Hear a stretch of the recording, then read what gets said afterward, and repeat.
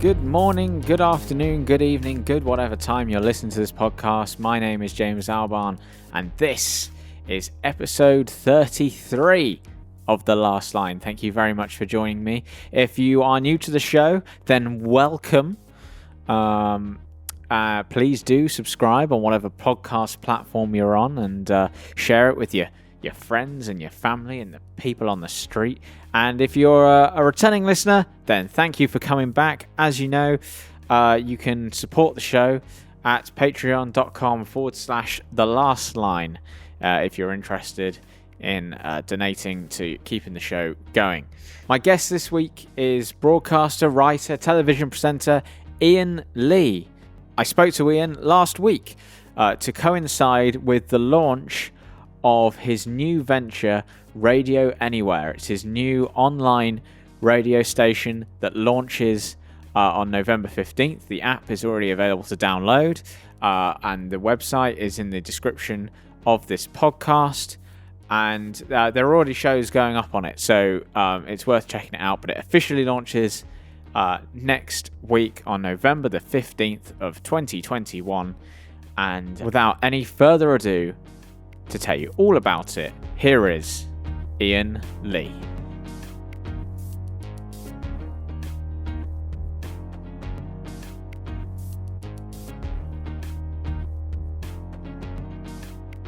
I guess a good place to start is with Radio Anywhere, isn't it? Because that's your new venture. That's your new thing. I always feel uncomfortable saying venture, plugging venture stuff that I'm doing. Venture's a thing. I always feel a little bit. Well, we don't need to talk about it. Yes, we bloody do need to talk about it because it's costing me a fortune and it's hard work. So I'm starting a radio station because, despite being, I think I'm quite good at radio. Can't get a job anywhere. People aren't even replying to my emails. So loads of people said, you should start your own radio station. And that's to me is like saying, oh, you should do the 11 o'clock show again. Okay, I'll just phone up Channel 4. And so one caller, a guy called Max, phoned up the show that Katherine and I do on Twitch. You should start a radio station. I said, okay, well, you give me the £50,000 that I'll need to start it and I'll do it. And we had a bit of an argument.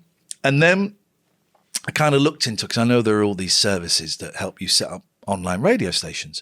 And so I looked at some and they're all quite pricey. And I looked at radio.co, which is who I'm doing it with. And it just looked really interesting. And I got in touch with them and we had a chat and they've kind of cut me a sweet deal. And I'm using their system. So let me just get the advert for that out of the way. It's a great system. It's really intuitive. It's even an idiot like me can do it. And I'm having a lot of fun playing around with it. And radio.co, they build apps. They make it so it can be on Alexa and they do all of that stuff. And it's great. So it starts on November the 15th properly. It's kind of like little test stuff going on. And what is it?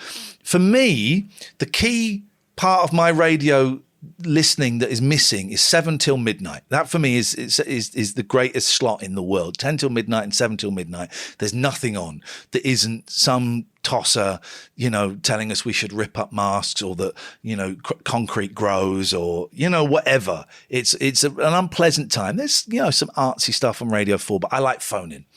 So I am focusing all my attention on 7 till midnight, Monday to Friday, and at least 3 of the nights, maybe 4, I'm going to be doing a phone-in show, 10 till midnight. And it'll be like the old-fashioned phone-in show I used to do. It'll be silly. It'll be fast. We've got silly music playing in the background. People will phone up and make silly noises or Pradeep or whatever. And then someone will phone up and tell me they're suicide. It'll be all of that kind of stuff. So that's my outlet. And that'll be live. And then I've found sort of 5 or 6 other shows that are brilliant that I think deserve a little bit of attention. Mondays, it's going to be the computer game show, which is my friends David and Matt and Sean and James. And it's this wonderful talking about computer games. Actually, there's a lot of talk about just like being a dad and life and stuff like that.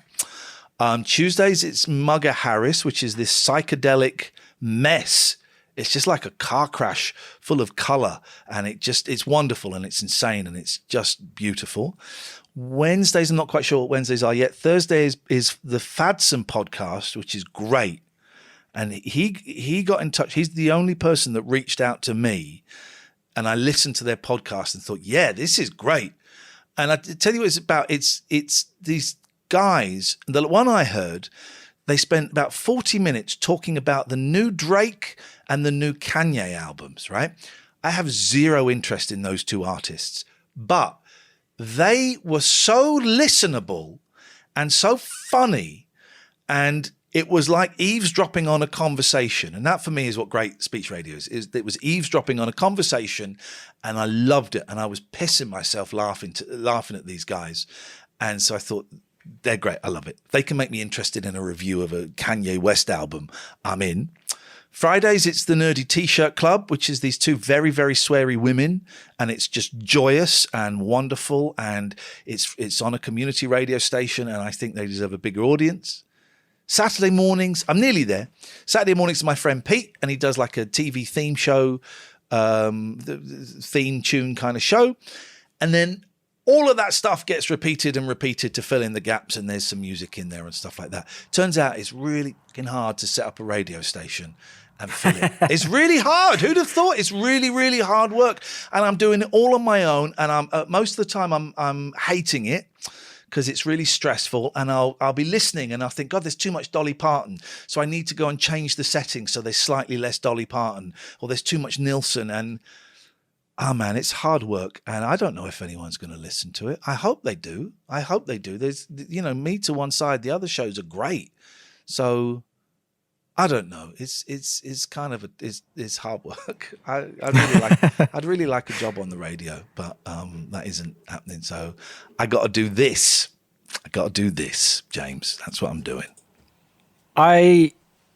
So I've been going down an Iain Lee rabbit hole. Okay. Very appropriate. Rabbit hole. Nice. Yes. Recently, because I knew you were going to be doing this. Yeah. And I listened I listened to it for the second time. Yep. Your most recent interview with Gingerbeard Mark. Oh, okay. Yeah. I love him. Yep. I have no recollection of what we talked about. It was just at the start of you doing your Twitch show last year. Yeah, that would have been July-ish of last year, yeah. So it kind of felt appropriate in a way, because it was you sort of starting something new, and again, you're starting something new here, and it's just the way you said just then that you were hating it because it's stressful, and the technical side of it. It mirrored what you said last year. Did I say the same thing? About that, not quite, but it was along those lines of you felt excited about it in terms of like you thought it was going to be a great show and all that kind of stuff, but you were stressing out then at the time about the technical things and the stuff with the Twitch show. It was technical. I had to. I'm not very. I can do a little bit of technical. I mean, I did it. I can do it. But it's setting up OBS and all these streaming things, and it would just keep fucking up all the time. And I don't like. I like to be able to walk into a studio and go, right, which fader does what? Although saying that, the talkRADIO studio was a mess. Was constant. The phones never worked, and we were the only show that got phone calls. So we'd go, the phones are down again. Oh, okay. And it was never a priority to sort it out because we were the only show that managed to get phone calls. And so that was a mess. I don't like technical stuff. I find it boring. I can sometimes hyper focus on it and get zoomed in, but I don't like it. I wish someone else would do it. And that's the thing. Doing Twitch, it's me and Katherine. Doing the radio show, it's me. Doing the Patreon, it's me and Katherine. But I'm the one that has to do all the technical stuff, and that's a responsibility I would rather live without. Was it weird going from that sort of, I want to say professional environment, but I don't mean that in a but I mean that in a kind of like, because I would say professional inverted commas around talkRADIO Yeah. anyway, in terms of like, well, there's all sorts of things, but like, even like, you had technical issues there and stuff. Yeah. And obviously what you do now is, it's professional. You know what I mean? It's not, It's I always feel professional, like but if it's you, homebrew, I would call it. yeah, but I always feel like it's a difficult line to skate. If you're saying something's professional and something's not, it's almost like you're criticizing the thing that you're saying. You know what I mean? Yeah, I don't see it as that though. Good. That's what I was wanting to make sure of. Thank you. But was it difficult and weird going from that sort of environment where you can just walk into a studio and be like, right, okay, I'm here. You can sort of turn up, before the show and just sit down and do the show, or is it difficult making that transition to then doing sort of homebrew stuff, which I know you've done stuff before. It was humiliating. It was humiliating is the word I would use. It was humiliating. Listen, it's kind of fun. I can sit here and I'm recording an audiobook, and last night before the show, it was like, I'm bored. I'm just going to go on and play some music on the radio because that's what I want to do. And it's nice thinking I can sit here, and if I want to do a stream, I can do a stream and all of that. But it was humiliating, coming from, we literally won the ARIA award, which is kind of like the Radio Oscars, in March for the best bit of radio, 2019 maybe. But we won it in March 2020. And then 3 months and 3 months later, I'd lost my job. And it was humiliating going from quite a well-paid job to a not very well-paid deal with Twitch. And everyone's going, oh, you'll be back on the radio soon. You'll be back on the radio, and that's not how it works, And I have not, over a year later, I'm still not back on the radio, and people in the industry aren't replying to my emails, and I'm sat there going, what did I do? What did I do? So, in answer to your question, what was it like going from a professional to a homebrew setup? It was humiliating. Do you think that's because of the way that like sort of homebrew stuff is still not kind of at the same like respect level as like doing a podcast or doing everyone seems to do a podcast now anyway, but doing like a homebrew Twitch stream thing isn't as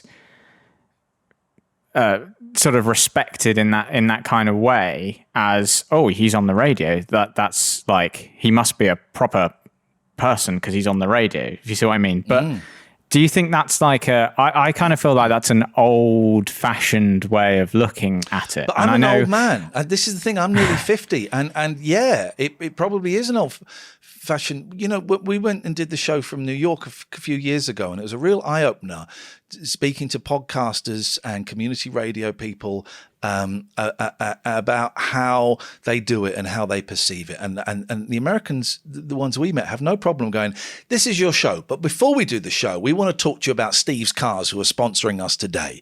Now, if you want, and they would have no qualms about doing like adverts and paid promos. And, our friends, Keith and the girl, who've been podcasting for like 16 years, they kind of started, one of the early ones to do a daily podcast. For them, it is a way of life. But I'm an old man, and I view this setup I've got here, in my living room. It's great. It's great to do voiceovers from, and it's great when we were doing the radio show from here during COVID. But it doesn't feel like a job to me. And without going too much into it, I have some deep psychological issue where, because of low self-esteem, where I identify myself by my job.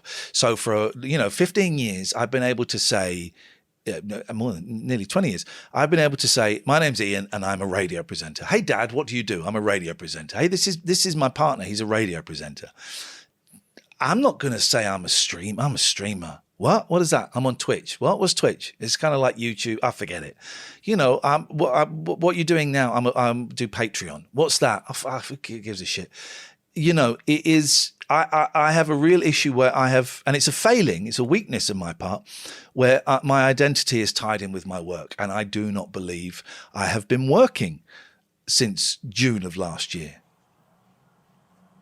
Even though you clearly have, and there's a fan base out there that So I keep talking over you. It feels like a last That's desperate gasp at a very niche career, and the Twitch deal was okay. The Twitch deal was meant for me, and if it had just been me, it would have been quite sweet. But I wanted to bring Katherine over because she was stuck in a miserable job in talkRADIO, producing someone who's a dick and producing one of those awful shows that is just combative for no. Hey, phone up and let's hate someone. So I said, right, why don't we split this money and we'll do the show together? And I'm really glad I did because I love working with her and it was a lot of fun. But it didn't quite cover all the bills. Patreon is another step down, financially. I'm earning a less than a quarter. I'm earning a fifth of what I earned when I was at talkRADIO. And I'm really lucky that people join the Patreon, and I'm so grateful. And the people, when we do those shows, there is a really lovely vibe to it because they have all made a financial commitment to be in that audience. But it ain't paying the bills, it's not covering the bills. I'm having to scrape quite heavily into my savings, and this is unsustainable. And yesterday I was thinking, shit, I'm going to need to get a part-time job to do this. I'm not, the industry that I have worked so hard for does not want me for whatever reason. And maybe I did something, I don't know. I'm going to need to start working a couple of days a week to make this work. And that's a shit position to be in for anyone, and I'm not special, but it's a shit position to be in. And no, I don't see it as work. I see it as a last desperate attempt. It's the last gasp of an almost deceased career. And that's how I see it. That's how I see it. I'm not sure where to go. And you don't have to go. Please don't think you have to save me or anything like that, because you don't. No. It's just... this isn't the jolly chat that you were expecting, is it? Well, it's interesting because... So me and my girlfriend, we went out for dinner last night. Yes. And I struggle to recognize, for want of a better word, my achievements.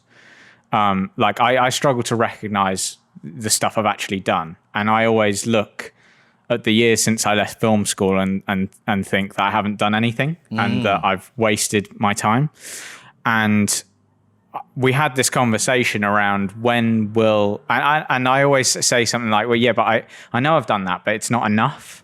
And it's like, when's enough, enough, like when will it be enough, And it's that kind of, and we had this conversation around that and about, well, what are we doing this for? Are we doing it because we love the art and we love, the process of creating art and doing that? Or are we doing it because we want a little ego boost at the end of it and we want to be able to go, look, I did a thing? And I'm not sure I'll ever figure out what it quite is that you're doing, because I think that's the kind of thing that most creative people and probably most people outside of the creative industries also sort of wrestle with. And so I'm not sure I'm ever going to figure it out. But it's interesting hearing you talk about what you're doing, and you're not really saying the same thing, but it kind of feels, it just reminded me of that conversation last night, and about when do you stop and go, yeah, but actually, it's very hard to do. And it's always easier for someone else to look at what you've done and go, yeah, but look at all the things you've done. Oh, yeah. I identify with that. And I can think of, I've been doing this nonsense since when was the 11 o'clock show? 1998. And in that time, I can think of 3 things that I'm proud of. The rest of it is either, or my God, that was awful. And, and you're right. Loads of people will say, yeah, but you did this and you did this and that was great. And, you saved that guy and all of that stuff. Yeah, there's 3 things I can think of that I'm not embarrassed about and think are okay.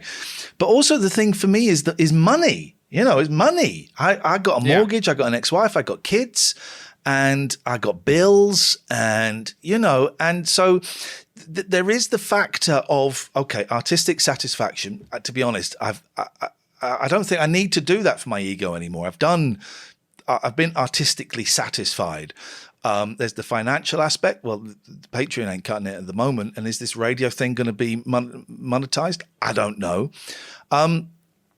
And there is a third one. I can't remember what I can't remember what the third one is, but there is a trifecta. Make up your own third one, dear listener, and run with that. But I see my career as starting really high with the 11 o'clock show, and with a few exceptions, just going down a slope. And there were some good bits at Talk Radio. It felt wrong being there when Murdoch took it over, and the tone shifted significantly. And when people would say, how can you work there? And I'd say, it's paying really well. And there was a naive part of me that thought we could affect some change from within. Fucking idiot. You're up against Murdoch. You can't affect, that will be snubbed out. And it was snubbed out. But I don't think, God, I want to get back on the radio because there's so much more I want to do. There isn't. I want to get back on the radio because it's quite good fun sometimes, because I'm good at it, and it is no effort for me at all. I can go into a studio with nothing for a 3-hour show, and I can kind of make, at worst, I can make something decent, and on quite a few times I can make something really interesting to some people. Some people absolutely hate it and despise it, but I can do that, and it's easy, and it's not an effort for me. I don't know. I'm losing my train of thread a little bit here.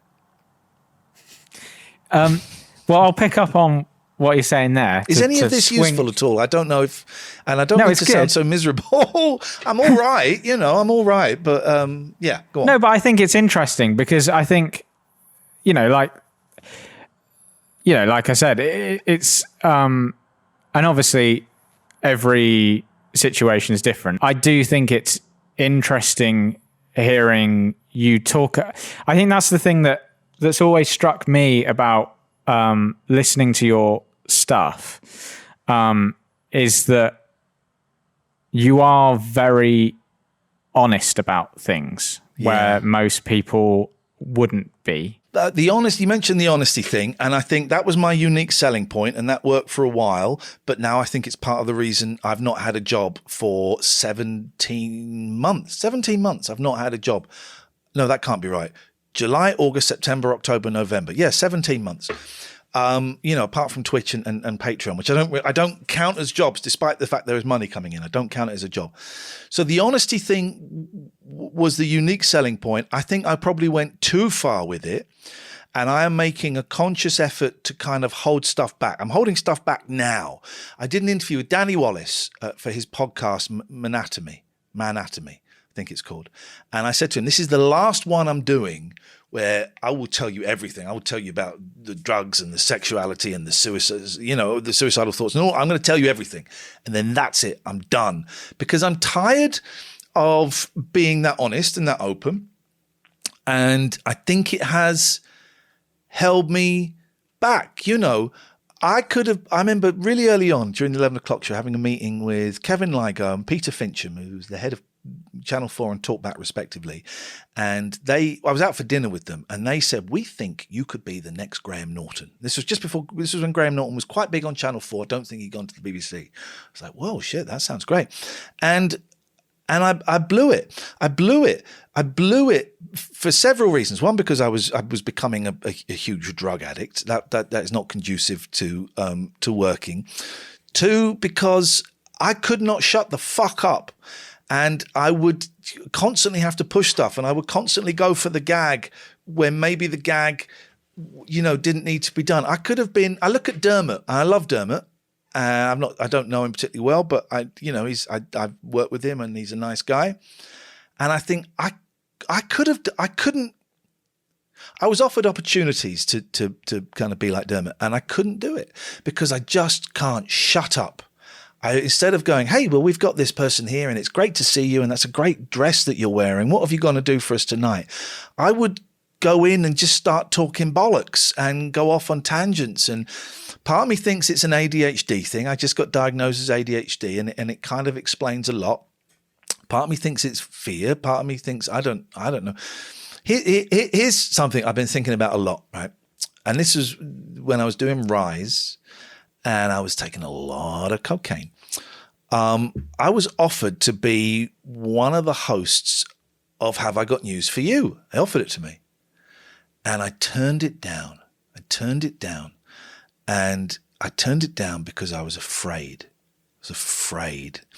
And I made loads of excuses. I was doing Rise. I had to be up early in the morning. And and I turned it down. And I look at that as the moment when it all changed. And there are a few moments when it all changed. When I walked out of the last series of the 11 o'clock show at the last minute, but that was that was the one where I think, shit, man, sliding doors. If I'd have said yes to that, what could have happened? What could have happened? And I said no to it. And that's really been playing on my mind a lot recently. I wasn't very well. I was taking way too many drugs and stuff, but I could have done it. And I didn't. I was scared. And it was all downhill from there. You know, that was the moment it seesawed over into, you know, a career of diminishing returns. I've done some good stuff. You know, some of the radio shows have been fun. I'm doing an audio book, right? I've got this book, right, which is transcripts from the Talk Radio show, and I'm doing like an audio book just for like, you know, it's on the website and stuff.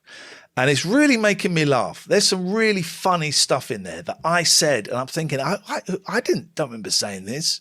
It's really making me laugh. And but it's done. It feels like it's done. It feels like it's over. 17 months is a long time to not be in the industry that I've been in constantly, you know, and I guess I have to accept that maybe it's done. And I'm struggling to accept it. I'm struggling to accept that it's over, because what else have I got? What else is there that I can do at the moment? Nothing, you know. I'm fucked. That's how I see it.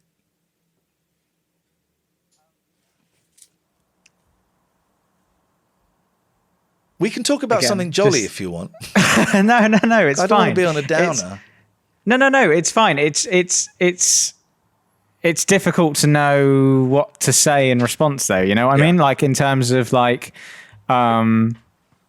because I know that when I'm in those kind of frames of mind, sometimes you don't need someone going, yeah, but you're great and all that kind of stuff. I mean, maybe you do, but I don't hear it. I can't hear it. But yeah, you can't hear it, right? Yeah. So it's kind of like it's difficult to know how to sort of respond to those things. And I'm also conscious that I don't want to like keep prying open that thought either, because that's not like a pleasant thing for you probably. So it's kind of difficult to know what to say in response. You don't have to respond. You know, it is what it is. And it may or may not be the case, but that's how I see it. That's my truth, and that's my reality at the moment. And it's been playing on me for a long time. And it's, you know, it was when I knew my contract was coming up at Talk Radio, I said, if they get rid of me, I'm going to be miserable. If they keep me, I'm going to be miserable. There was no win-win. There was no win situation. I hated working there by the end. It was such a toxic environment, and it was such a toxic, racist output. And, you know, and there were some concessions I had to make. I was told that I mustn't call out the Talk Radio Twitter feed for being racist when it had been on. I wasn't allowed to do any of that. So when they let me go, it was like, thank Christ I'm out of there. Oh shit, I'm out of there. And, you know, it is, and this feeling of failure and of disconnect from the industry has been really growing the last couple of months. Setting up this radio station it's a thing, right? It's a thing. I don't know if it's doing the shows. I've done a few of the shows, even though we haven't launched. And it's been quite fun being that guy again, playing that character of that radio presenter and just pissing around and cutting people off and being silly and stuff. But what is the point of this radio station? What is the point of it? Is it going to make any money? I don't know, there's a little bit of advertising coming in, but nothing huge. If I'm doing it just to fulfill my ego, then that is a pointless exercise, and I don't think I am. I'm investing. I'm working harder than I've ever worked before, right? For less and less financial reward and less, and was it fewer? I don't know, and smaller audiences. And I'm working harder and harder and harder. And I'm getting to the point where I think, so what's the point? What's the point? What is the point of this? Maybe, I've always known I'm a niche. I'm a cult. And maybe that's over. Maybe it's time to just kind of disappear and people can go, hey, do you remember that? Do you remember Iain Lee? He was great. That was great. People think that over time. That was great. When actually it was there were moments of greatness. There were all equal moments of shitness. It was hit and miss, very hit and miss. What was Alex Lowe like? I bet his interview with you was like fun, and he's doing Barry and doing all the voices. I bet he was upbeat. Actually, you say that he wasn't that upbeat at the time. Oh, I don't know if I caught him on a. Maybe my. No, we had a laugh. It was great. But I think he had just been. It was a couple of years ago now.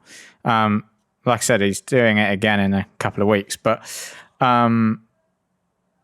it was just shortly after he'd been nearly beaten up by a Frenchman in the audience. By a Frenchman at Clinton Baptiste. That's a great story. I mean, it's a horrific story, but okay, you spoke to him shortly after that. Okay, so he was quite. Yeah, there was a lot of there was a sort of lot of debate about why do we do this kind of all that kind of stuff.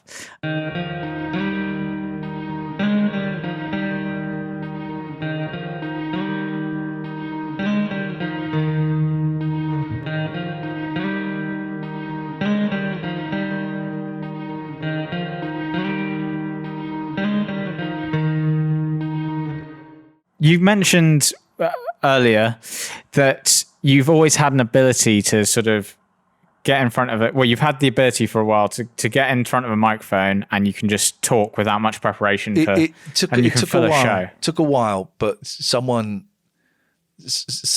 gave me the opportunity to do that, and then I kind of started working out how to do it. Yeah. Where do you think that? I was going to say where do you think that comes from, but how did you sort of hone that? And because it is something you can do. Like I can watch you just on, streaming on Twitch for like 2 hours, and you've clearly not prepared anything, but you can just you can hold my interest for like 2 hours and. You know what I mean? And there's a lot of people that will have prepared a 2-hour show that you'd be like, oh, all right, turn it off. I can't prepare. I can't write. I can't sit down and go, right, we need to come up with some ideas for this. I can't write scripts. I cannot make up games or any of those things. There is something when I'm in a studio where I can. And I tell you how I was gifted it. Is when I was working at LBC, and I started at LBC. There was this period in the early 2000s when radio people thought, let's get TV people on to present, because if they're on TV, they must be able to do radio and we'll get like TV numbers. And a lot of people were crap. There were a few like Theakston and stuff that could do it. But a lot of them were crap. And I got caught up in that kind of thing. Let's get TV people in.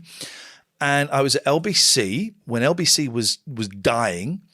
And I was told that there was just lots of old women was the audience, and they wanted me in to kind of shake it up, make it a bit younger. And I started off on Sunday nights replacing Brian Hayes, and it was a phone-in show, and so I did what I thought phone-in shows were, and I would go in with my producer, and we'd look at stories in the paper, some nothing too heavy, and some kind of light-hearted stories, and we'd do phone-ins on misheard song lyrics and crap like that. And I did that for about 3 months, and it was okay. It was nothing special. And I had two bosses there, David Lloyd and Scott Solder.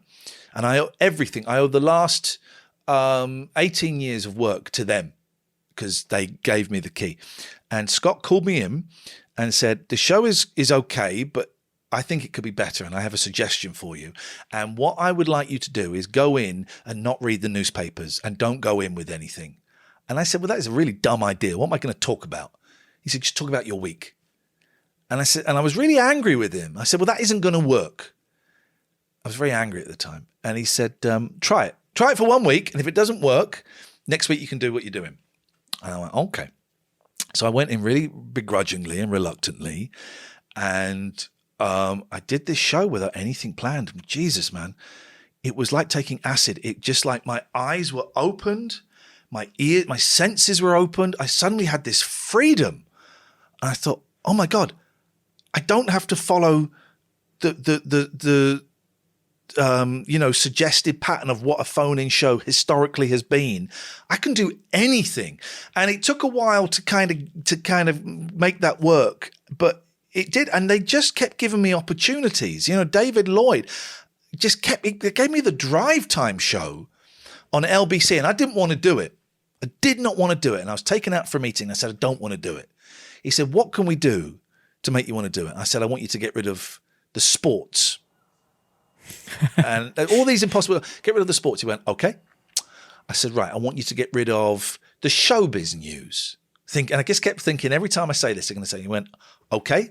And I did a few more, and I said, I want you to get rid of the travel. He said, we're not doing that, but we will pay you this. And they offered me a lot of money. I was like, and why didn't you want to do the drive time? Because show? I liked being, I liked being hidden away in the evening. I think I was doing Friday, Saturday, Sunday nights at that point. I liked being hidden away in the evening. I didn't want the spotlight shone on me. I knew that breakfast and drive time, you were really in the focus, and that you had to conform to a certain extent. And I didn't want to conform. I didn't want to do it. And so is that why you wanted to be hidden away in the evening, so you could just get away with what you wanted to do? Get away with it, and there's no one, if you're doing drive time or breakfast, someone's watching you and going, okay. But that, to be fair to David Lloyd, that didn't happen. And we just did the most insane show. It's nuts to think we did this on the drive time show. We would do... we did a phone in about how we should let 9-year-olds smoke and drink in pubs. And this is to an audience of these old women. So they would get furious. I didn't mean any of this crap, but we should maybe it was 11-year-olds, let 11-year-olds drink in pubs so they learn how to drink responsibly. People would phone up furious. This shows how old it was. We should close all libraries and turn them into blockbuster videos because films are better than books. And you did it in a straight voice. Is that where you said the line, have you ever read a good car chase? That was... I said that to Anna Rayburn, who kicked me out of her studio because of that. And we do stuff like that. And it was me and my producer, Chris, who now works for GB News, which is the weirdest thing. And we didn't know the rules. So we made up our own rules. And it was insane. We had Alex, talking of Alex Lowe, he did a lot of Barry from Watford, but we had him in one day. This was in the era when LBC in particular would still do like gardening hour or legal hour or technical hour. So we had Alex in as Stephen Murdoch, this slightly weird tech guy, giving out tech advice, and we've been trailing it all week. So we had people phoning up. Someone phoned up and said, Stephen, I use an internet cafe and I'm worried about internet security. Have you got any tips? And he said, with a completely straight face, yeah, don't leave your jacket hanging over the back of your chair because someone could steal your wallet. And then the person would go, no. What I mean is, thanks very much, caller. Let's go to the next caller. And we just did that. And someone phoning up saying they couldn't convert a file. They wanted to convert a video to a file they could burn on DVD. And Alex just kept going, have you tried turning it off and on again? And they say, no, it's not that. What it is, and he just kept saying, turn it on. And this person was then getting really angry. And I said, look, if you're going to be really rude to the guest, I'm just going to cut you off. We will not have that. And then people started phoning in angry. Oh, it was nuts. It was nuts. And we would just make up stuff, and it was surreal and it was wonderful, and it didn't always work, and it was a joy. And I still get people saying, that show kind of meant a lot to them. And it was, you listen to Eddie Mair. I'm a big fan of Eddie Mair. I don't listen to RBC now, apart from a bit of James. and you just think, Jesus, we got away with that on LBC. That's insane. And we didn't have any listeners, but that was insane. But it's funny as well because I discovered.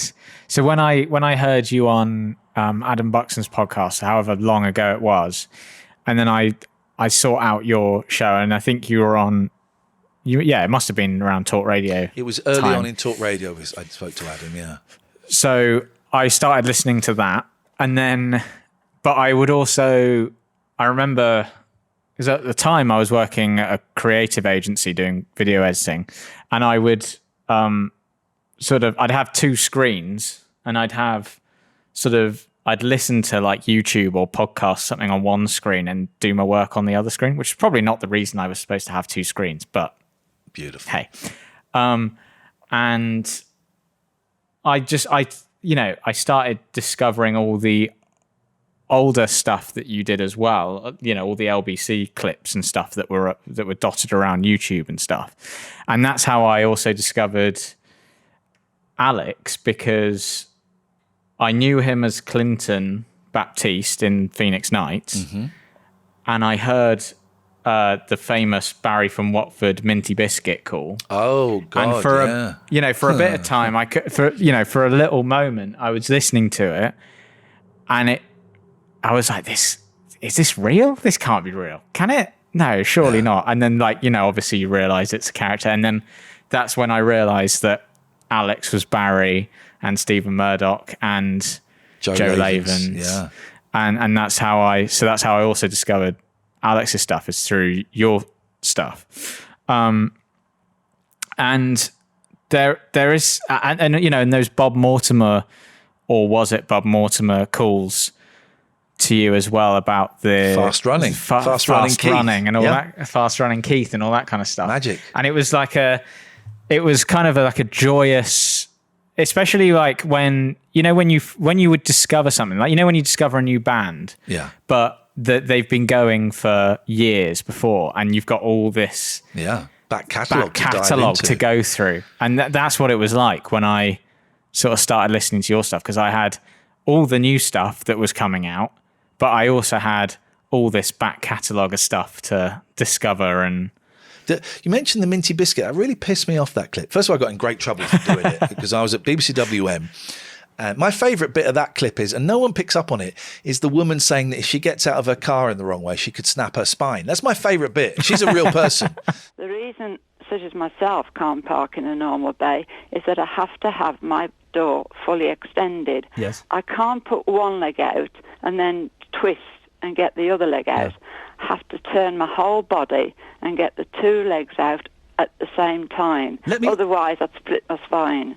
Pat, let me bring Barry from Watford in. Barry, when you hear a story like Pat, who could end up splitting her spine, yes, it's a good argument, isn't it, for the blue badge? Well, it is, but, I know people have medical problems, but where we live, there's an independent supermarket with a parking bay for blue holders. Blue badge holders? Blue badge. But my wife, they do a certain biscuit there. You can't get it anywhere else. It's like a Viscount biscuit with a minty interior that my wife likes. No brand names, please. Oh, sorry. It's a minty biscuit. Yeah. A minty biscuit, and it's got two halves chocolate on the top and we've got on the bottom. We've got the biscuit, Barry. It's wrapped in silver foil. Okay, we've got the biscuit. Right, so she's very fond of them. Yes. And it's got a sort of soft centre in the middle. It's a minty biscuit. Yeah, we've got that, Barry. A minty biscuit. Yeah, minty biscuit. And it's the only place you can get this minty biscuit. Yeah. So sometimes, in order to get it, it's got quite crunchy. It's a crunchy. It's a crunchy minty biscuit. We've got the biscuit, Barry. It's a crunchy. But I got in trouble for that from the boss of WM. He said, we don't have fake callers. It ruins the integrity of the station. And a week later, it had 500,000 views. And I said, how are we doing with this? But the thing that annoys me about that, this is an ego thing. So it shouldn't really matter, but it does.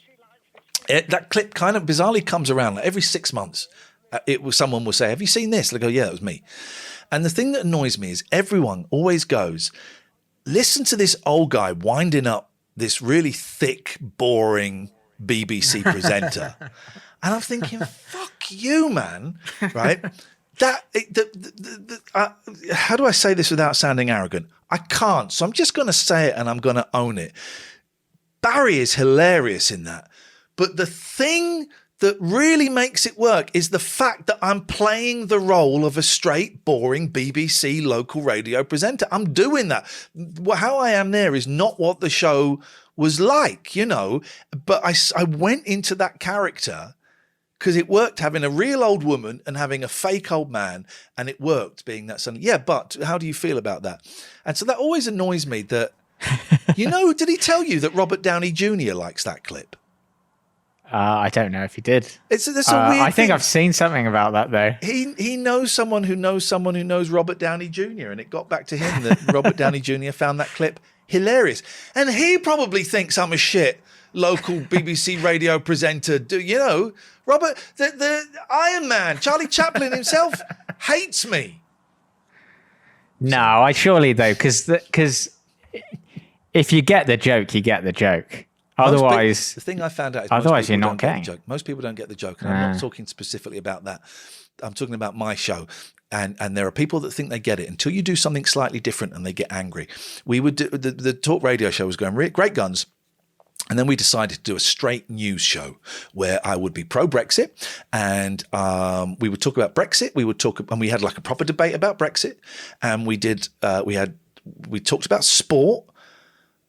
We may have been anti-cyclist as well, that kind of vibe. And we did it straight, completely straight. And we didn't flag it up, and we did it straight. And some people, like some of my really biggest fans, were furious.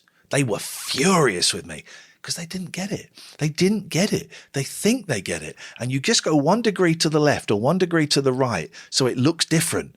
And they don't. There's a great David Copperfield trick, right? Where people are sat on this kind of platform and they're looking at the Statue of Liberty. It's such a great trick. They're looking at the Statue of Liberty, and then the lights go out, and for like 30 seconds the lights are out, and they turn the lights on and the Statue of Liberty is gone. Now, all they've done is they've just shifted what the audience is sitting on by like 5 degrees, so they're looking in a different direction. That's it. And that's what I like to do with the show, is just shift the audience 5 degrees so they're looking in a different direction. And people get so angry with that. People who think they know the show get so angry with that. I mean, there's been a couple of occasions where I've been caught out by it, like, because I used to listen to the talk radio podcast on the way into work in the morning. So, you know, like when you're tired, sitting on the tube or something, and you're listening, but you know, you're tired. So you're not quite taking it all in sometimes. And there's definitely been a couple of bits where I would be like, and then you go, oh no, he's doing a bit. Yeah, doing a bit. It's unsettling, but in like a good way. Like it takes you by surprise sometimes. You know what I mean? If you adjust it slightly, and you've got to kind of go, oh, he's doing it. You know, I like that about it because it kind of keeps it. I'm fresh. hugely inspired by Andy Kaufman, and some of his stuff is rubbish and some of it is brilliant, but it all makes you feel something. You know, you feel something, and people would get angry with his acts because they didn't understand it. And I've always said I want someone to go away from my show feeling something, as long as it's not indifference. If they're angry, that is brilliant. If it's funny, that is brilliant. If they're sad, that is brilliant. If they're confused, that is brilliant. I always want them to feel something, you know, and angry at me, not angry at others necessarily, angry at me. And that's what I've tried to do, and it has been to my detriment. I wish I could have learned to shut up, and I wish I could learn to, and it's too late now, to not say stuff, and to be. I wish I could have been content with being wallpaper. And I put, again, Dermot, I consider him, wallpaper is really harsh actually, so maybe not him, but there are some presenters, it's just nice to watch, nice to listen to. And I wish I could have done that, because if I'd have done that, I'd have paid off my mortgage several times over and all of that stuff. And I know I keep talking about money, it's just because it's really on my mind at the moment that things are a little bit tight. I wish I could have been happy being bland, and I wish I could have learned to shut up. I made it impossible for me. But then, did Andy Kaufman ever think that? He died. Yeah. Here's the thing: he died, and he died, so he never had to get that far. I was watching. I love Sparks, and there's a great film out about Sparks. Is that the Edgar Wright? Oh, it's brilliant. I haven't seen it yet, but even if you don't like the band, it's great. But I love them. And the point they make is that Sparks have always done their own thing, and they've defied convention and defied the critics and done their own thing. And I thought, yeah, that's really easy to do if you're young, like in your 20s. That's really easy to go against the grain. It's also really easy to do if you're rich. When you're older, and Sparks, they're rich. They're millionaires. There's no two ways about it. It's not easy to do if you're older and skint. That's when it's not easy to do. And I never learned. I wish I'd learned to shut up, James. I wish I'd learned to shut up. I think that what you said there is true. Like Tom York, for instance, is maybe a good example. Like, he can basically do whatever he wants now. And he probably doesn't really like Creep as a song, but if they hadn't have done Creep, like, would they be, where they are now? Yeah. But equally, as someone who, so I completely get what you're saying in terms of from where you sit in your position, but as someone who is sort of enjoying what you put out, the very fact that you're not wallpaper and that you are doing something different and is what creates your fans. You know what I mean? It's the reason we like listening to your stuff and watching your stuff, because it's not the ordinary. And I was thinking about this before this conversation, and because you'd said in a recent stream that you said radio doesn't exist for me anymore, and you were talking about in terms of listening to it, there's not a lot of things you actually listen to on the radio. And I was sort of trying to think of, well, what do I sort of listen to radio wise? And the only things I could think of was I would listen to your show when you were on. Occasionally I'll listen to James O'Brien because I kind of agree with a lot of what he says a lot of the time.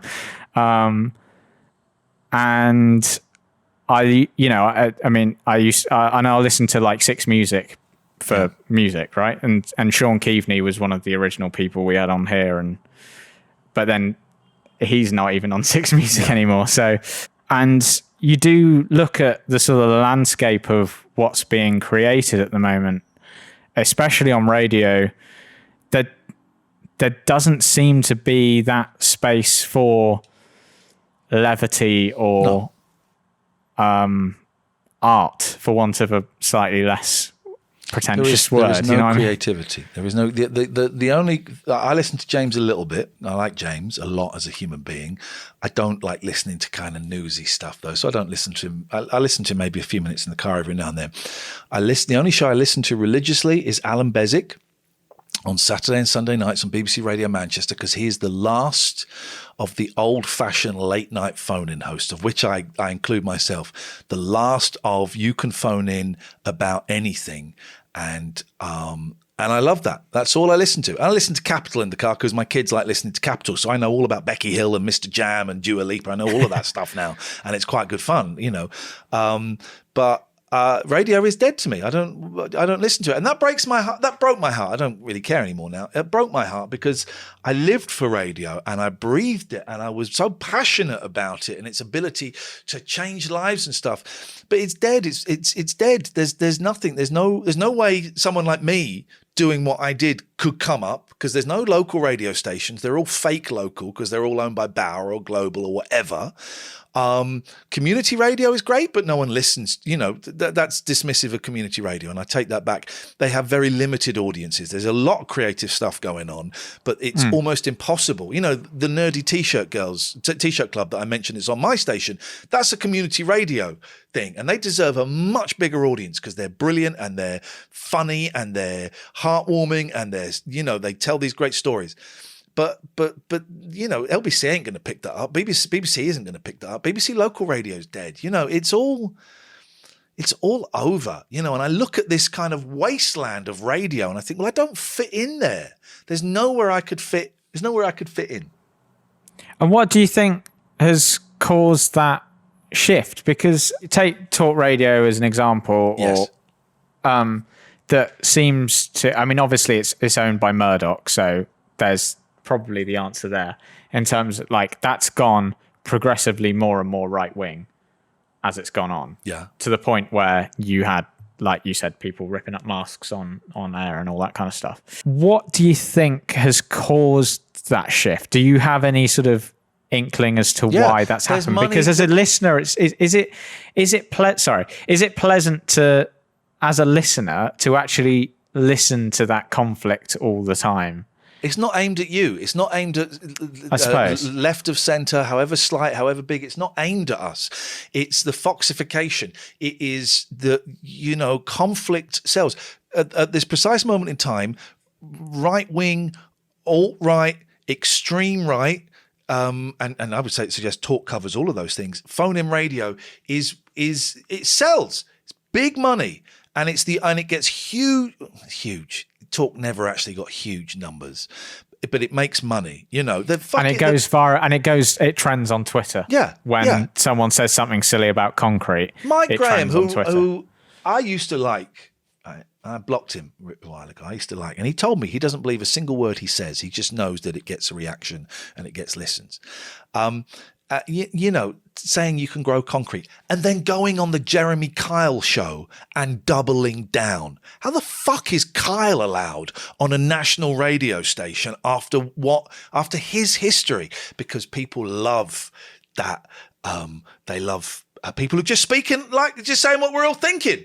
You know, Piers Morgan just saying what we're all thinking. You know, let's put those woke snowflake lefties to shame. Where actually it's those people. If you say something about Piers Morgan, blocks you, block me. You know, you say something about Mike Graham, they're the ones that get upset, more upset than the liberals, you know. And the left has huge problems as well. And there's arseholes in the left as well. And there's extreme left. I don't want to, you know.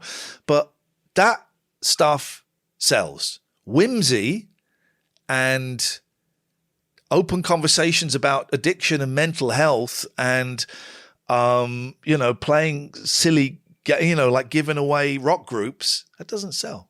But it's weird, isn't it? Because actually, when you really look at it, like you said, the talk numbers have never been huge. GB News has fallen fairly flat on its face. Like Murdoch's thing will win. He's timed it brilliantly. Yeah. He's timed it brilliantly. He's watched GB News fail, huge fanfare, and then fail, and he can come and go, well, this is how you do it. And he'll do it a little bit subtler, but it's talk radio. You know, it's Julia Hartley-Brewer and it's Mike Graham and it's Jeremy Kyle. It'll be that stuff that I could have done that. They asked me to do that stuff at Talk Radio. They asked me to do it, you know, and I refused to do it. I have my dignity. I cannot pay my mortgage. You know, that's it. That's. Was there ever a temptation? Were you ever tempted? Good. Okay.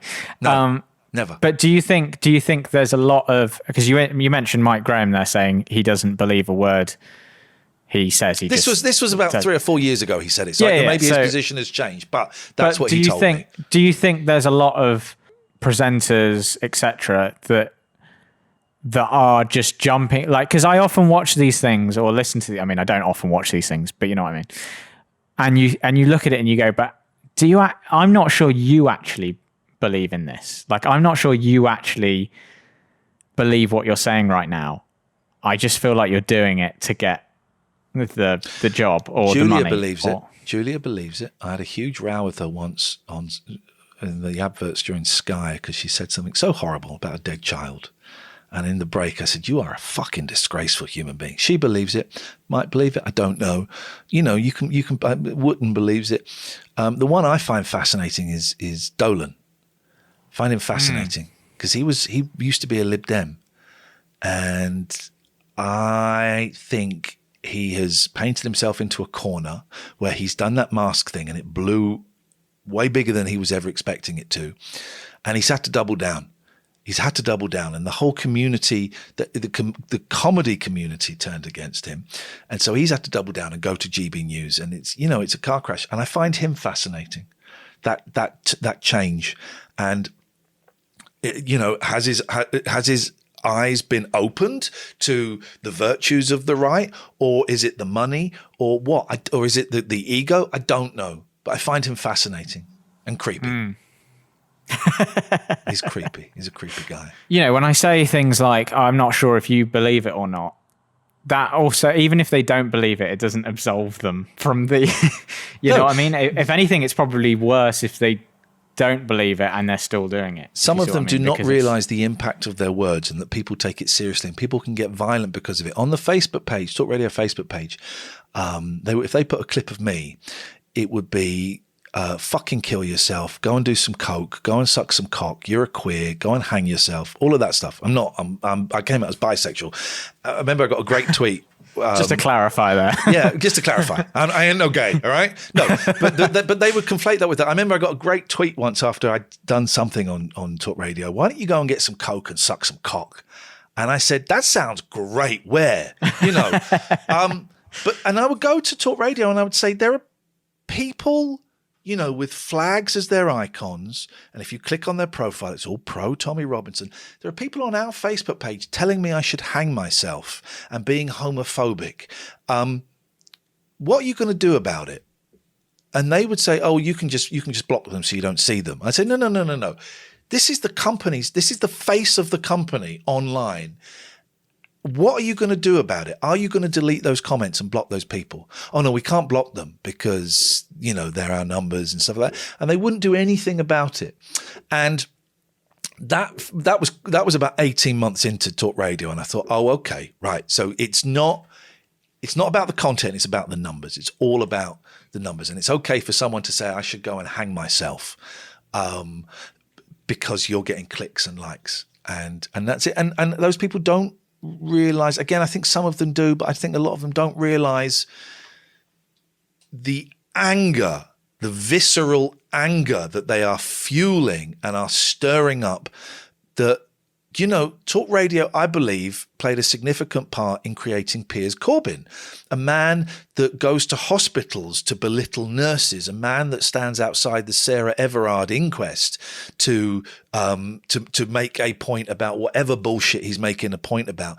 Talk Radio helped create him because he was always a guest on James Whale's show, and that gave him validity and made him a thing. There were other outlets as well, but that was like a big mainstream thing that has given this absolute arsehole and lunatic a media presence. Talk Radio helped create him, and that is awful. And he was booked on as like, hey, we've got a fun guest. It's Jeremy Corbyn's brother, and he's here to talk about how climate change is a hoax. It's a little bit of fun.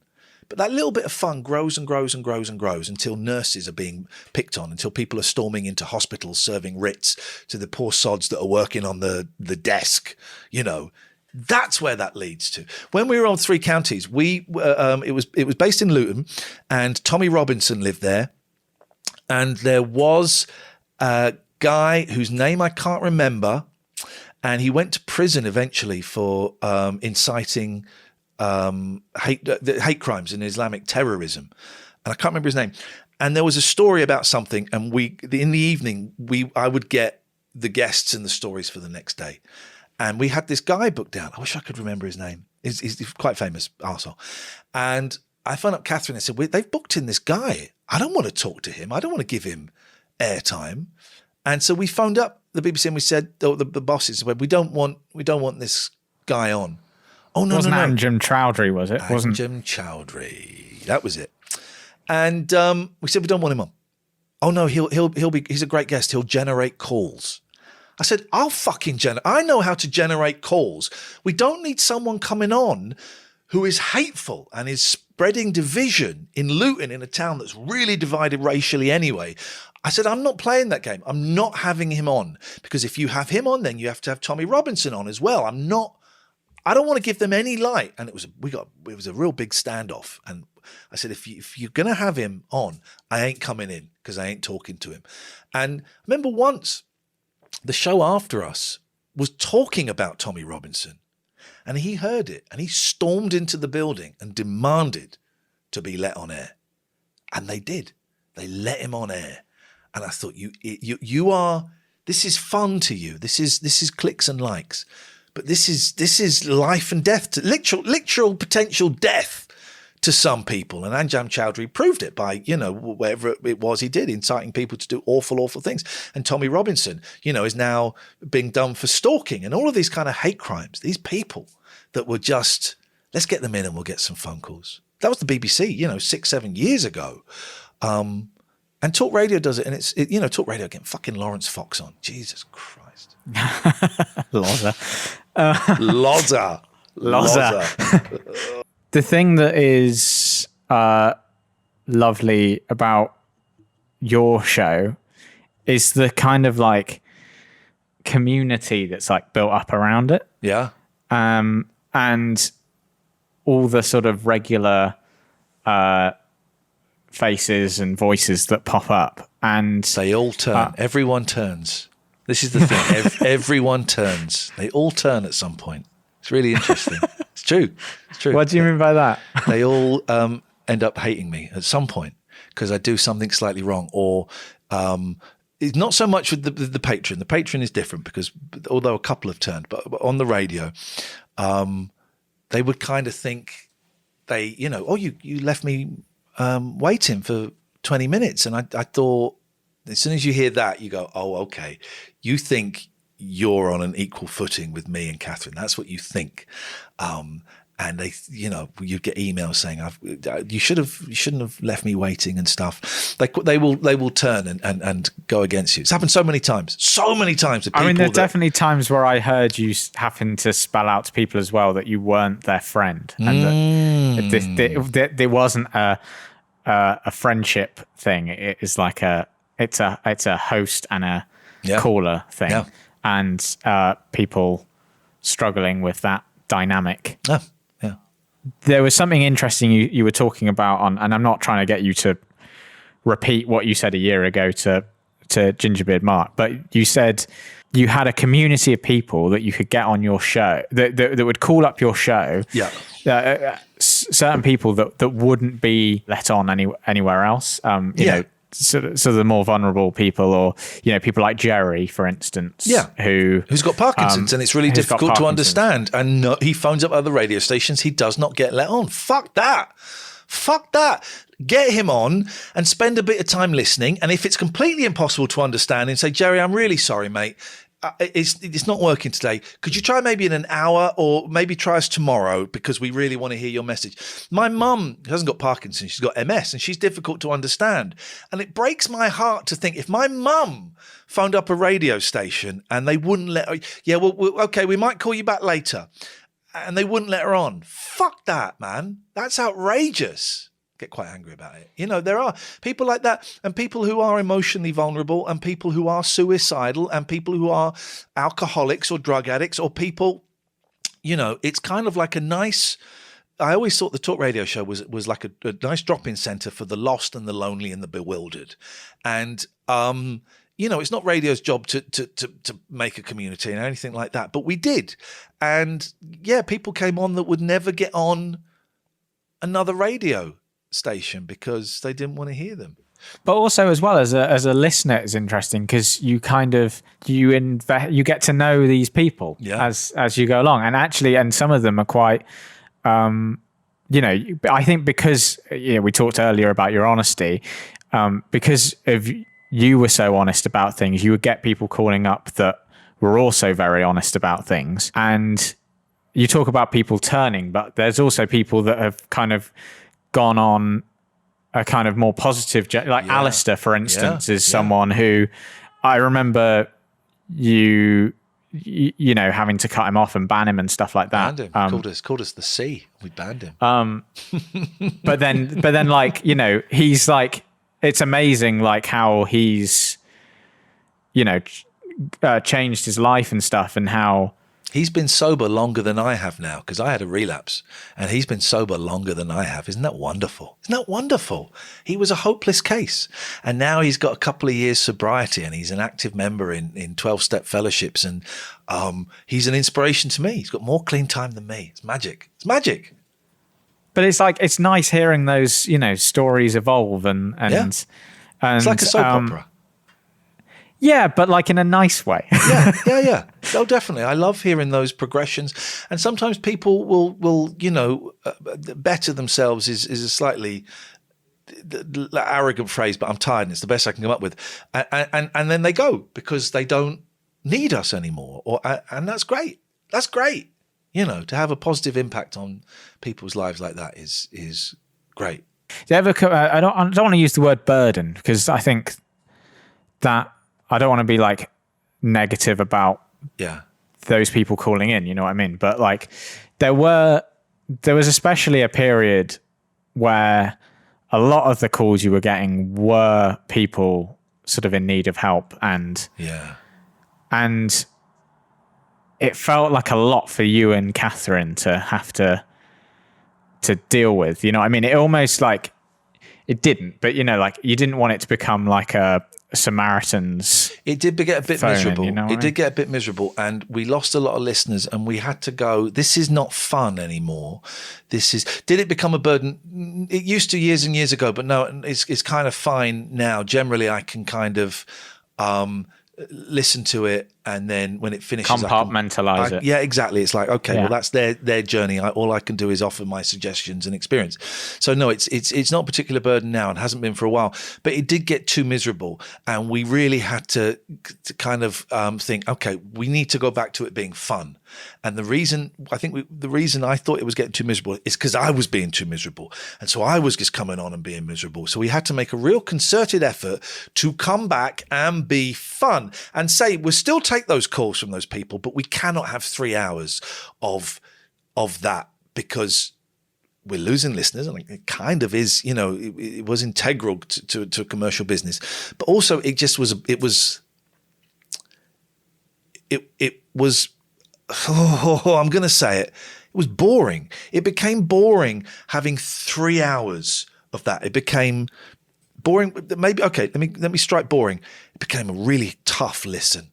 It became a tough listen, and there was no joy in it. And we wanted joy. So we made an effort to kind of combat that and not just do 3 hours of fucking misery. And you know, the misery is out there, and we would never turn our back on it. You know, I'm cool and I'm fine, but I've had cause to call the Samaritans 3 times in the last couple of weeks, just because I've not been feeling great, and I didn't want to talk to a friend. I wanted to talk to a stranger about it.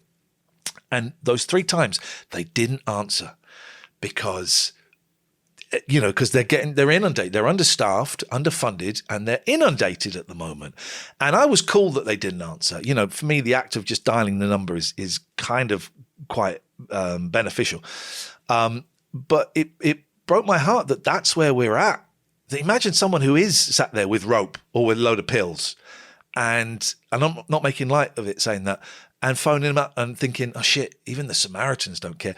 And why am I saying that? Because, and this was pre-COVID, so it's going to be infinitely worse now. But pre-COVID, there were still all of these people out there that were miserable, and they kind of came to us, and we had to, for I guess our own safety, and for, you know, the hardest thing was it stopped being fun. And it was a chore to go into work. I wasn't carrying the stuff around with me, but it was a chore to go to work, and I didn't enjoy it. Fair. I was on hold to the police the other day. On hold on 999. Wow. Like, they were like, can we put you on hold? And I was like, fortunately, I was ringing about something that I was seeing outside, right? So I wasn't in the... Yeah. And it, to be honest, it kind of looked like I was calling to report it because I thought that's the thing you should do. Yeah. But it wasn't an immediate sort of like someone's getting mugged or killed or, something really horrible. But they put me on hold and I was like, it's a good job I'm not being. Yeah. That's it was really weird. Like it was, and it's not their fault, clearly, but it was kind of worrying because it was the first time I'd ever called 999 as well. So that was kind of worrying about like, oh shit, that's the new normal. That's where we're at. And it's terrifying. I feel like this has been a really miserable podcast. I'm so sorry, listeners. I mean, I could tell you some jokes or something, but I just killed the vibe here, James. We killed the vibe, man. What did we do? My listeners will be used to this. They'll be going, oh, Christ, he's doing another one. Your listeners may be going, oh, let's skip this episode and let's get Tobolowsky back again. Let's have some fun. Shall we end on what can we end on that is a mood lifter? Old Lang Syne? I don't know. No. I mean, I guess a good, like a person we've mentioned fairly frequently, but haven't really talked about is Katherine. Oh, yes. Yeah. Your my radio wife. Your radio wife. Yes.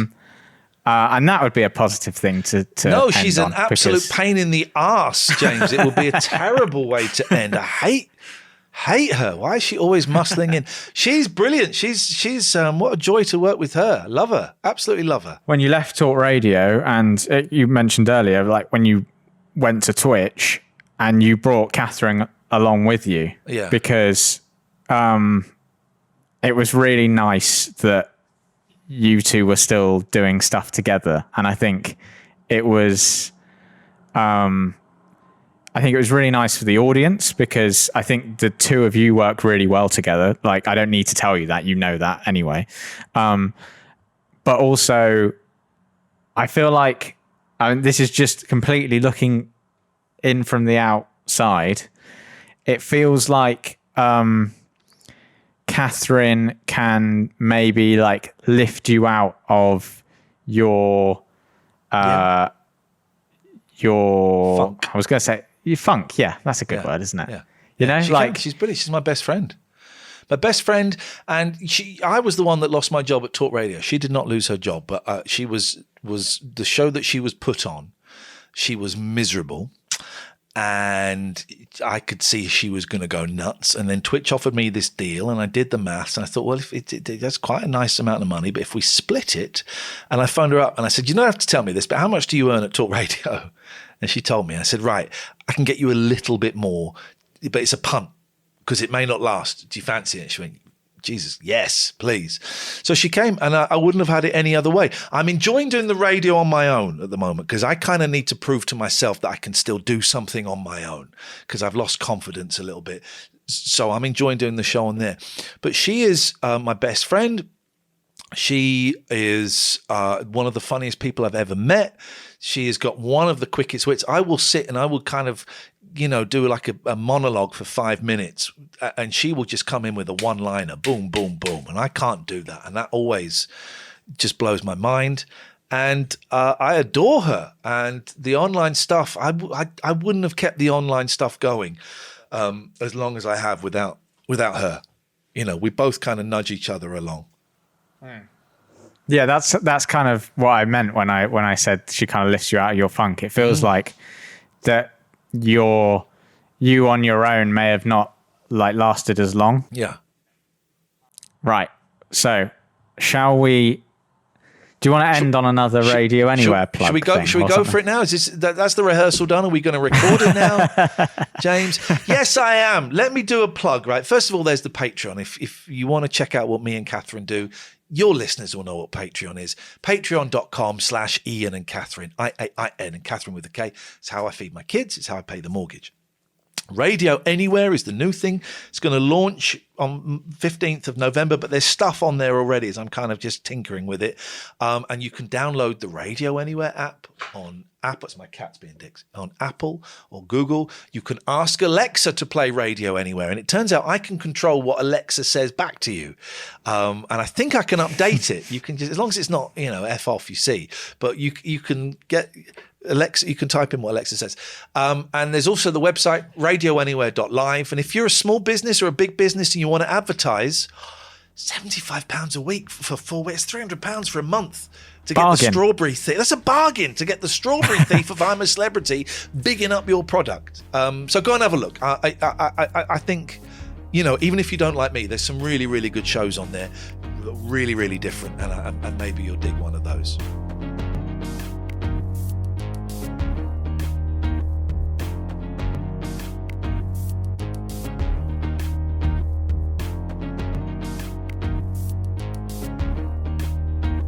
So there you have it, Iain Lee. My thanks to Iain for joining me on the show, and my thanks to you, the listener, for joining me for this episode of The Last Line. Everything that Iain mentioned at the end there, all of the good stuff that he was plugging at the end there, it is all going to be linked in the description of this podcast. So go and check it out. And if you also want to support the show, The Last Line, that is, the show you're currently listening to, then there's also a link in the description to patreon.com/The Last Line. So lots of options of things to go and do now you've finished listening to this show. And now the show has ended. Well, it hasn't ended. I'm about to do the end now. I've been James Albarn, and this is The Last Line. Now it's the end.